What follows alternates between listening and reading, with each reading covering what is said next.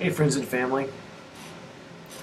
Today is July 3rd, 2017, and I'm here with your macro and micro update.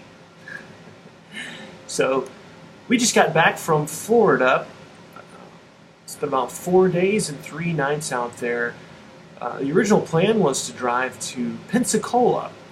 So I just did a little bit of research to figure out what are some nice beaches that weren't 17 hours away, and found that Pensacola is one of the closest ones that claims to have a really clear water beach. Of course, I had heard of Destin before, which was about an hour further, and I actually drove myself to Destin about 5 or 6 years ago on a whim. But this vacation also happened somewhat on a whim. Made a little bit of money from the cryptocurrency gains. It was up about 40%, and decided to go ahead and take the profits and go on a vacation. So I put in for the transfer from Coinbase, which Coinbase is sort of a cryptocurrency exchange system. And it said it was going to be in my bank account on the 29th, but it ended up being on the 27th, so that was great. And we had a little extra money to play with. Starting a new job on Monday. Libby started a new job today. She started with Dex Media, which is a AdWords digital marketing company. It's an international company. They've got hundreds and hundreds of clients. I'm very excited for her.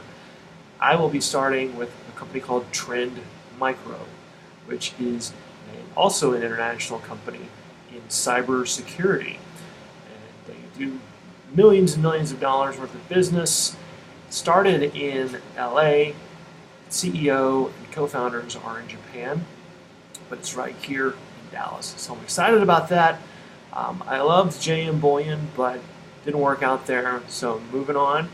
But speaking of gold and silver, I finally got in my little crucible. It's much smaller than I thought it would be from the picture online. But that's one of the last pieces missing in starting my own little private mint, which has been a dream of mine for the last year or so.